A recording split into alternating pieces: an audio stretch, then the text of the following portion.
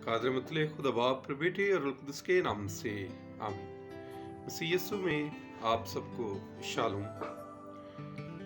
आज की पहली तिलावत दूसरा शमूएल और उसके 12वें बाब में से ली गई है। खुदा ने दाऊद नबी से कहा कि तूने मेरे खिलाफ गुनाह किया है। और मेरे अजीजों, नातान नबी के लिए इंतहाई मुश्किल काम खुदा ने ये रखा कि वो दाऊद बादशाह को उसके गुनाहों का एहसास दिलाए।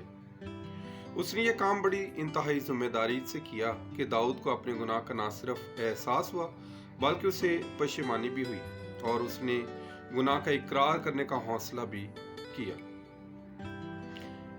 क्या मैंने खुदा के खिलाफ गुनाह किया है जिसके नतीजे में खुदा दाऊद को सजा देने से रुक गया?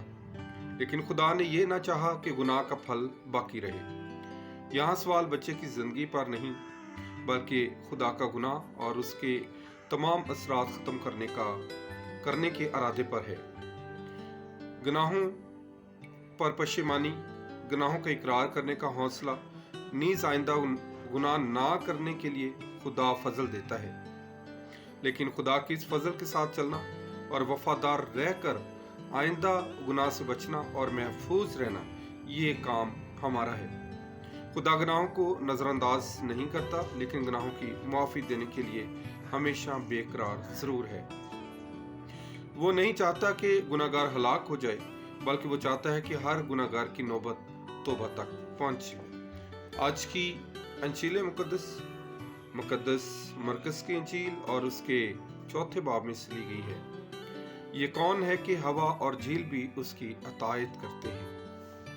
और ऐसे ही तूफान के वक्त जब शागिर्दों ने यीशु को ना पुकारा तो वो मुश्किल में रहे, लेकिन जब उन्होंने यीशु को पुकारा तो उसके कहने से तूफान थम गया। हवा और पानी तो यीशु की अतायत करते हैं, लेकिन क्या हम भी अपने गुनाहों से तौबा करने के लिए यीशु का कहना मानते हैं या नहीं मानते? आज की ये अंजील मुकद्दस मेरे लिए और आपके लिए फैसला कुन सवाल हमारी जिंदगी में छोड़ती है कि क्या हम यीशु के वफादार हैं? क्या हम अपनी मुश्किलात में, परेशानियों में यीशु को आवाज़ देते हैं? अगर नहीं देते तो ज़रूर है कि अपनी फिक्रें, अपनी परेशानियां, अपने दुख यीशु के हाथों में दे दें। आज का दिन मेरे लिए और आपके लिए बाइस बरकत हो।